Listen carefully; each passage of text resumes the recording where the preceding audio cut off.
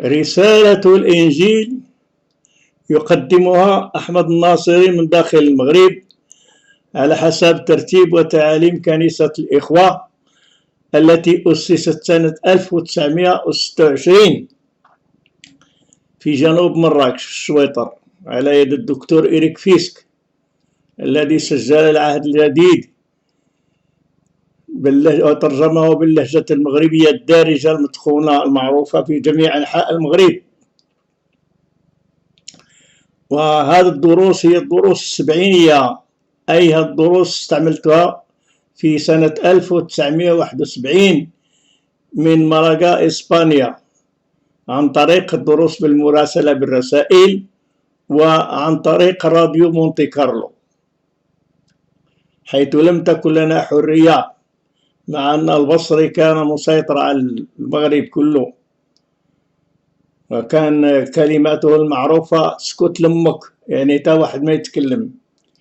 لكن الآن شكر الله بمحمد السادس الذي أعطانا هذه الحرية، ونحن الآن في المغرب نبلغ رسالة الإنجيل بلا ما نمسو حتى شي واحد وما نتعداو شيء الخطوط الحمراء.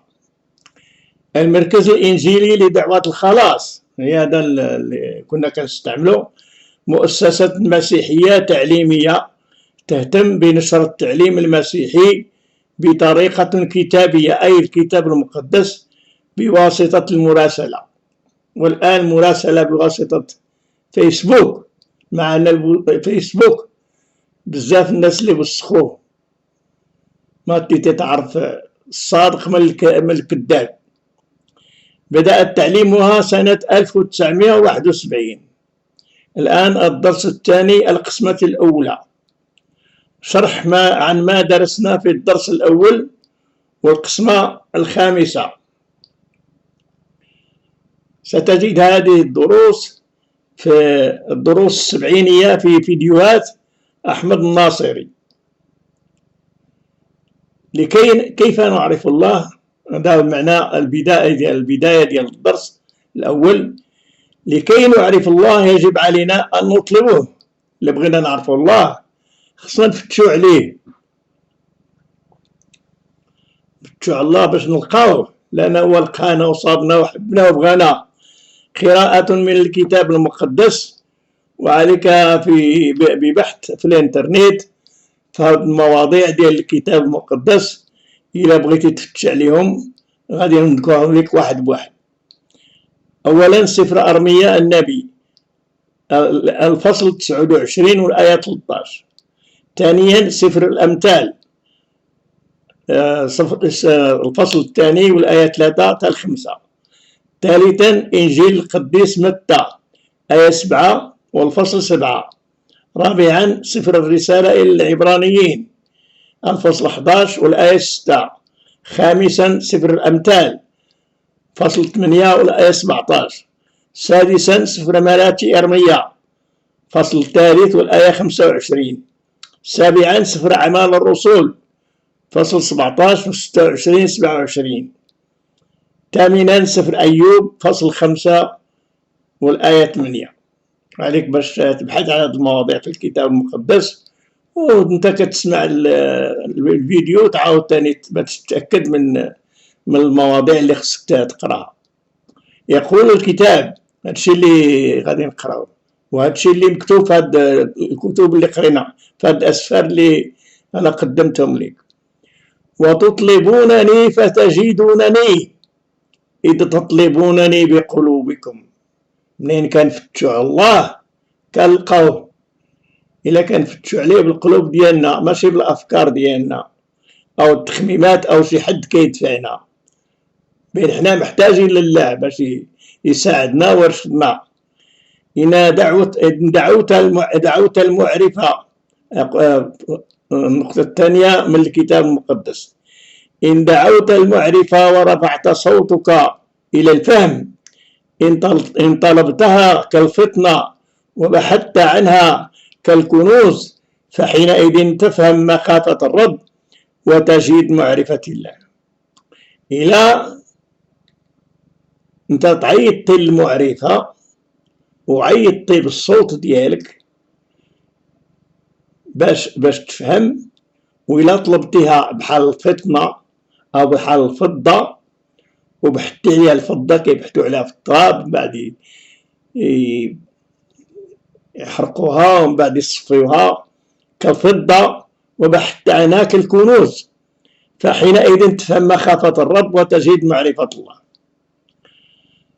ثالثا أسألوا، يقول الكتاب أسألوا تعطوا، أطلبوا تجدوا، أقرعوا يفتح لكم. سولوا، طلب الله يعطيك وغادي تلقى، دق الباب والله غادي يفتح لك الباب ديال قلبك. رابعا ولكن بدون إيمان لا يمكن إرضاؤه، لأنه يجب أن الذي يأتي إلى الله يؤمن بأنه موجود وأنه يجازي الذين يطلبونه. لا إيمان ما تقدرش تعرف الله وما تقدرش ترضي الله.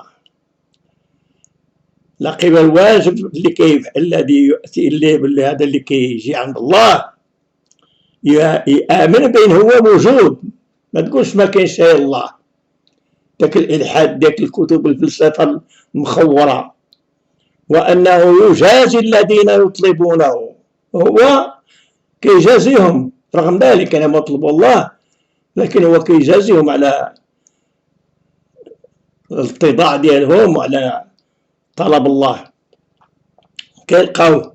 خامسا أنا أحب الذين يحبونني والذين يبكرون إلي يجدونني.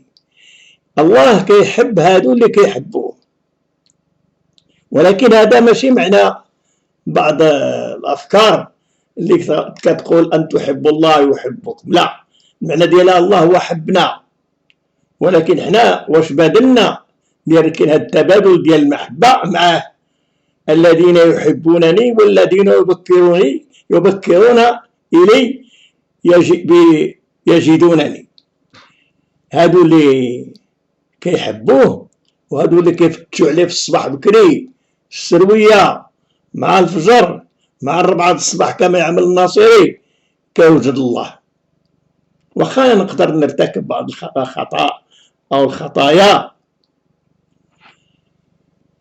الصباح منين كنجي عند الله وكنعترف بالخطايا ديالي وكنطلب منه المغفرة كيسمح ليا صافي.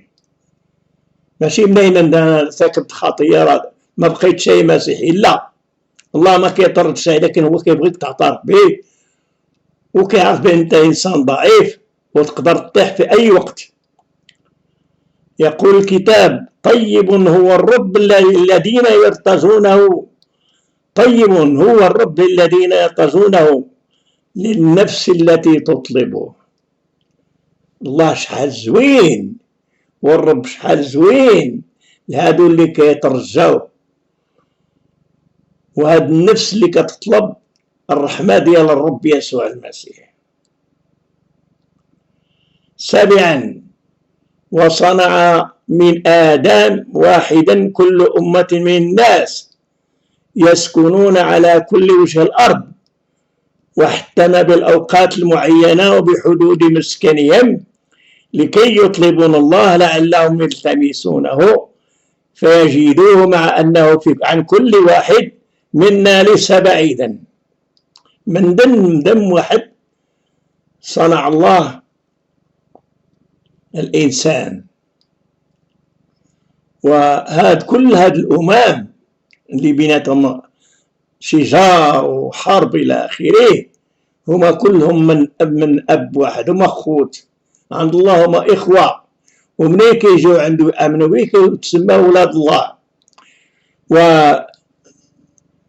وشركة فيسبوك طلبوا مني باش نكتب مقالة، يعني بعد ما شافوا كل الفيديوهات ديالي والرسائل ديالي طلبوا مني باش نكتب مقالة عن العنصرية.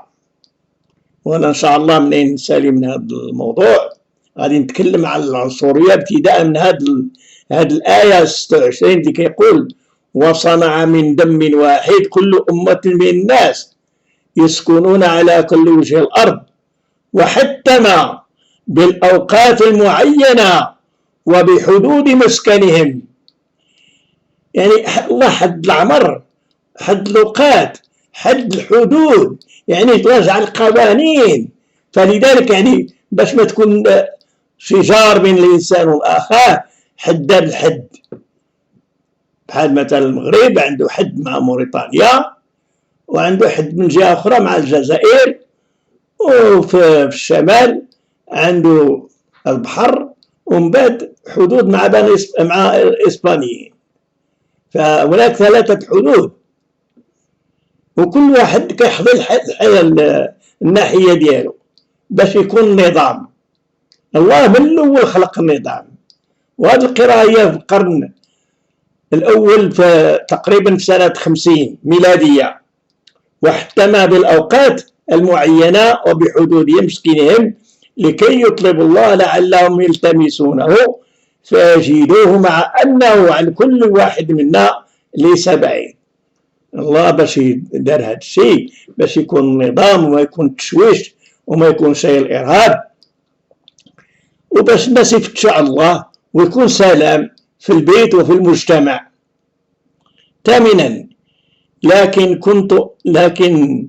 كنت أطلب إلى الله وعلى الله أجعل أمري.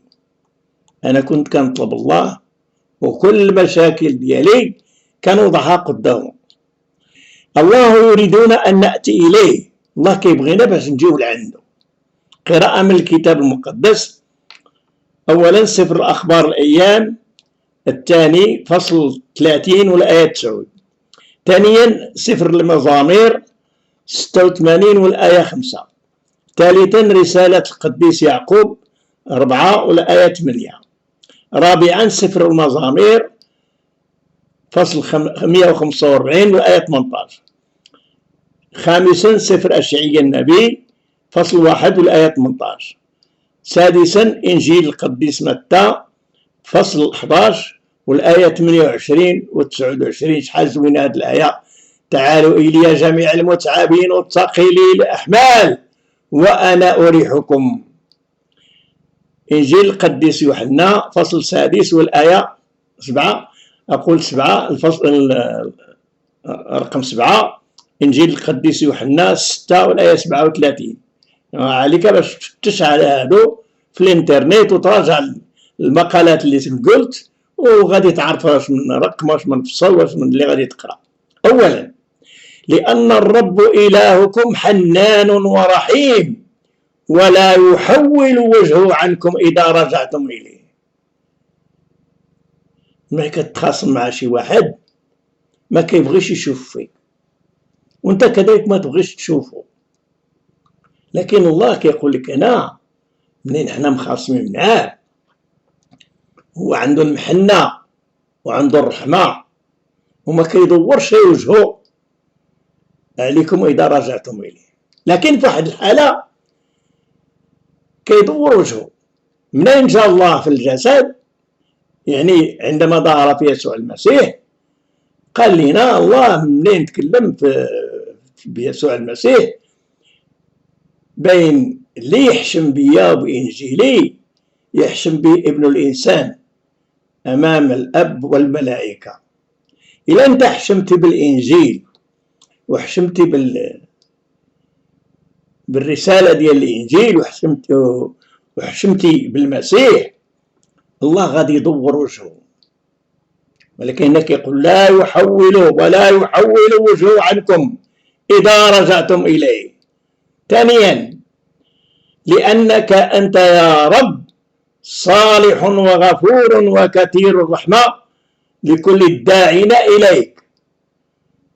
الله صالح وكيغفر. مثلا إذا ارتكبت أنا البارح واحد الخطيئة هو غفرها لي بطلب الاعتراف وطلب المغفرة، يغفرها لي وأنصبح بحال جديد. ولكن ماشي معناها أن نعاود عاوتاني نفس المشكلة نفس الخطيئة اللي ارتكبتها البارح. وكثير الرحمة لكل الداعين إليك.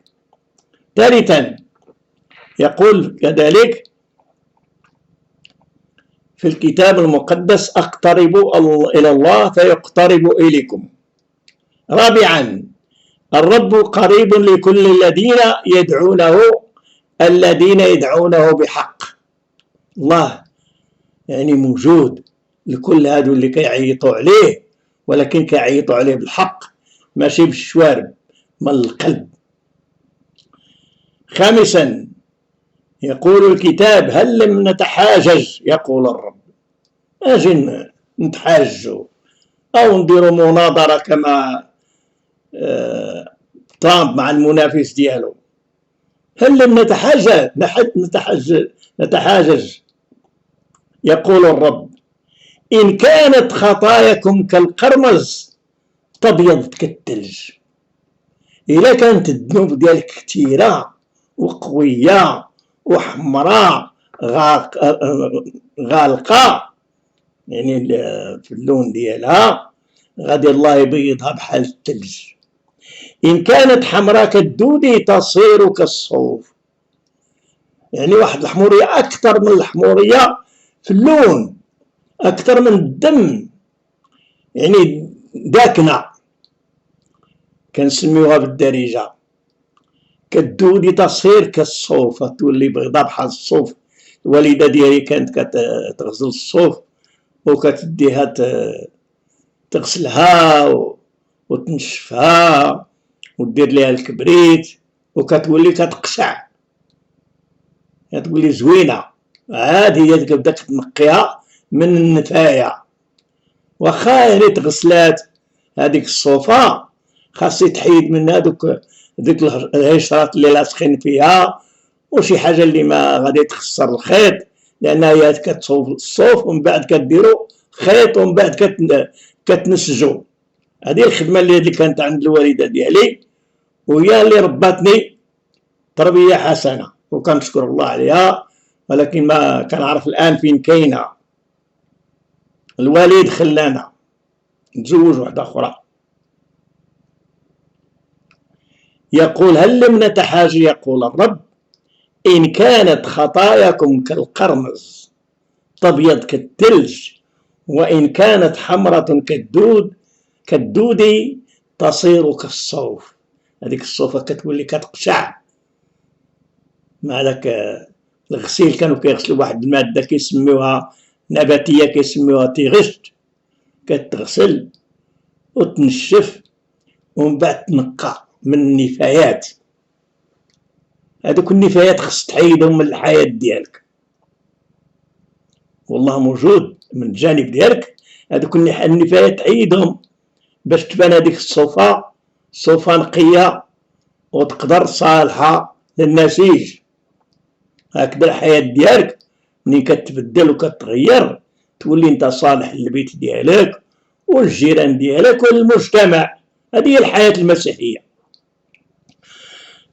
ماشي غير جيت انا وليت مسيحي، نعم، وليتي مسيحي خاصك تغير تغييرا كليا، ما يبقى فيه حتى حاجة، حتى شي غش ولا شي نفاية كما قلنا. هاد النفاية اللي كنلقاوها في الصوف. سمحوا لي، كان خصني نشرب باش القرشوطة ديالي تسرح ونتكلم معكم. انا بحال كنعيش معكم واحد في البيت، حسبوني واحد منكم اللي كيتكلم معكم، او كأب. بعض المراسلين كيسموني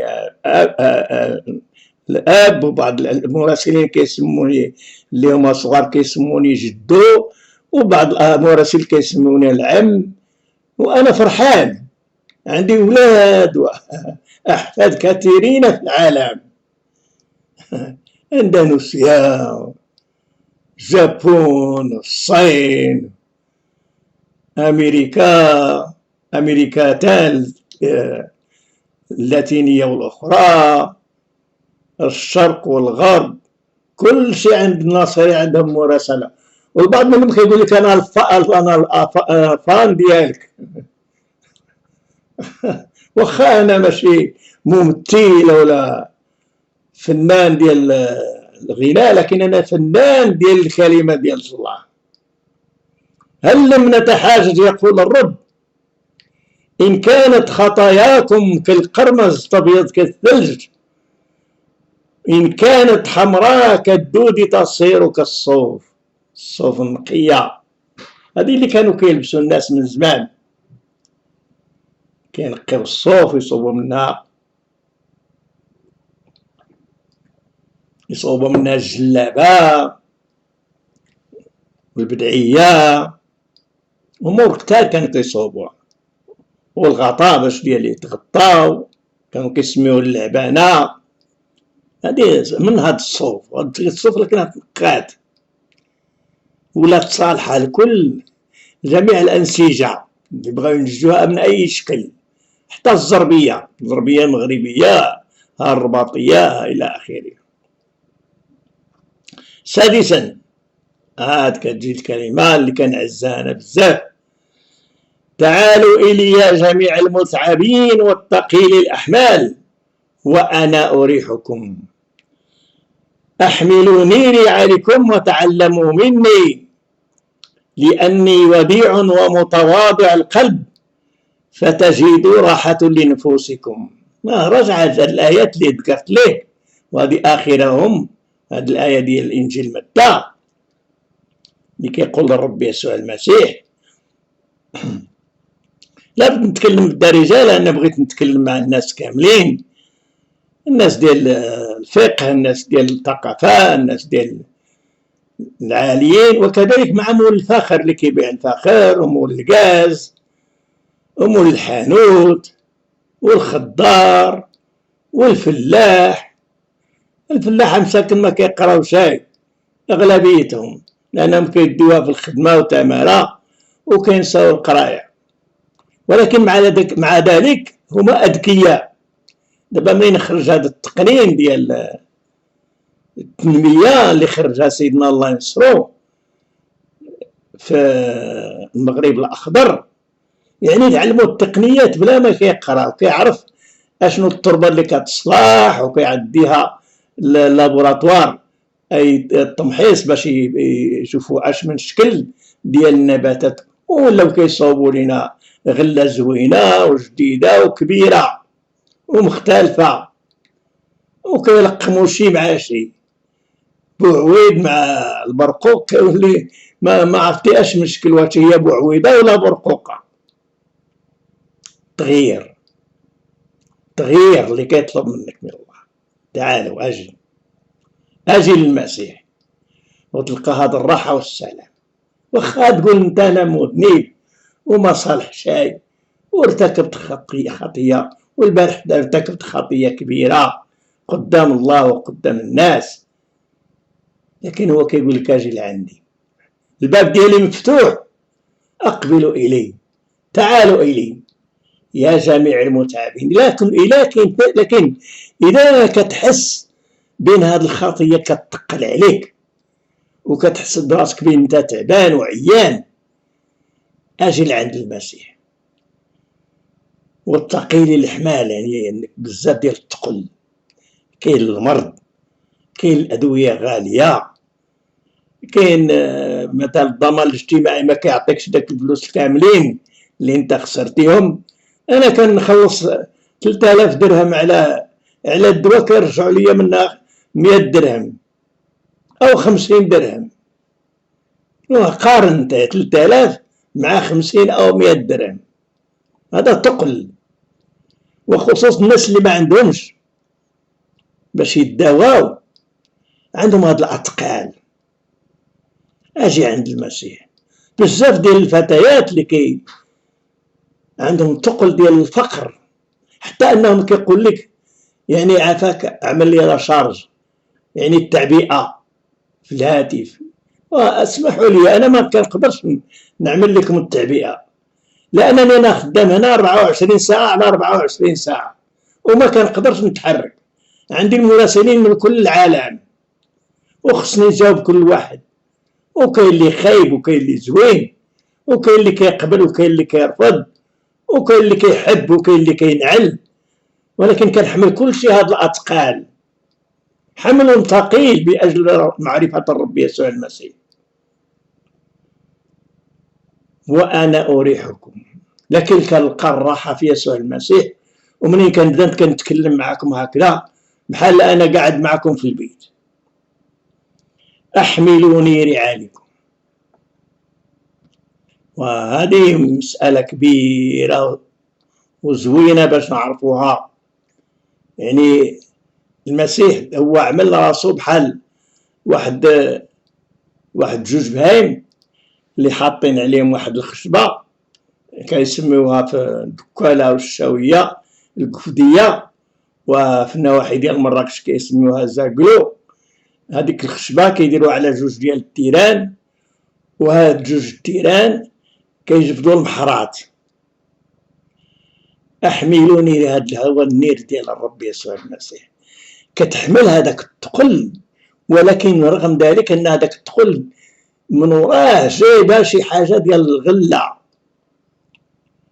المحرات، هاد المحرات منين كيدير الزريعه كتزرع كتنبت، كتجيب لنا السنابل، كتجيب لنا القمح والفارينه والذره والشعير الى اخره، بواسطه داك التعب ديال هادوك جوج تيران او جوج بكرات او جوج حمير او جوج بغاد اللي كيجروا.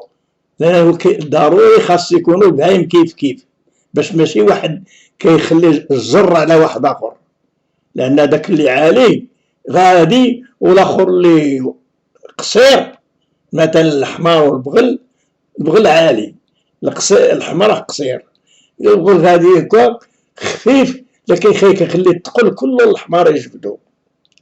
ولكن في داخل وراء هذا الشيء، هذا النير اللي قال الرب يسوع المسيح، كاين المحرات. وهذا المحرات هو كيمشي مع الخط، عينو مع الخط باش ما يتعوش، باش يجي النبات مقاد. وقال الرب يسوع المسيح عن هذا المثال: من وضع يده على المحرات فلا ينظر إلى الوراء، لا ينظر إلى الوراء. في وضع يده على المحرات وينظر إلى الوراء لا يصلح لملكوت الله. إلا أنت كتشوف كتراجع للحياة ديالك القديمة، أنت ماشي صالح لملكوت الله. واحد البنت قالت لك والله يهديك، ولكن مع الأسف الشديد أن هاد الناس اللي كيطلبوا لي الهداية هم خاصهم الهداية، هم خاصهم يعرفوا يسوع المسيح، خاصهم يتوبوا ويجوا لعنده وينساو داك الشيء اللي وقع البارح ويبداو مع يسوع المسيح اليوم حياة جديدة. عندك أي مشكلة قطعها مع الخطية، أي حاجة اللي تجيب لك النقصان وتخسر الحياة ديالك بلوكيها، يعني حجبها باش ما باقي تشوف الانترنت. في الانترنت كنشوفوا امور غريبه، صوره رجل كتصدق امراه وصوره امراه كتصدق رجل وما كتعرف معاه ملي كتكلم، وكيبغيو يسولوك ولكن انت معاه ملي كتكلم واش امراه او رجل او شبح.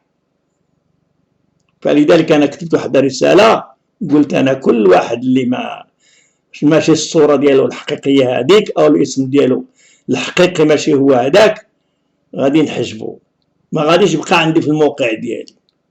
انا ما بغيتش اللعب لان الوقت ديالي قليل وبغيت نبلغ رساله الانجيل.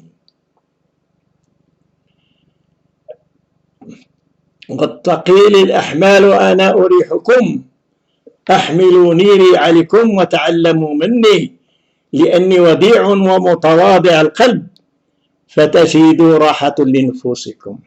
غتلقى الراحة في المسيح منين تجي عنده، وغادي ترتاح وتحيد عليك داك الثقل وداك التعب ودوك المشاكل اللي عندك في البيت او في العمل او في الشارع او مع الجار الى اخره. منين غادي تجي عند المسيح وتسلم ليه نفسك وتتواضع، لانه كيقول لك تعلموا مني. نتعلموا من الرب يسوع المسيح تعلموا مني لأني وديع ومتواضع، يعني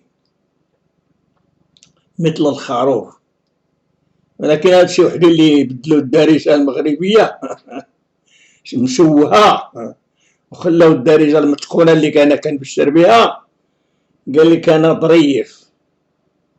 اش من ترجمة هذه؟ ترجمة مبرهشة ديال البراش. وديع ومتواضع القلب فتجدوا راحة لنفوسكم. إذا مساتك أي نغزك القلب ديالك مع هذه الكلمة، أجي للرب يسوع المسيح، أجي أنا بغيت نعاونك، بغيت نساعدك، بغيت نوريك الطريق، لأن يسوع قال أنا هو الطريق والحق والحياة، ليس أحد يأتي إلى الأب إلا بي. الله الأب، الله الابن، أو يسوع المسيح، الله اللي دار في الجسد، سد الباب. لا أحد يقدر أن يقربنا إلى الله إلا يسوع المسيح. والرب يبارك الكلمة ديالو. أمين. ختام الناصر أحمد.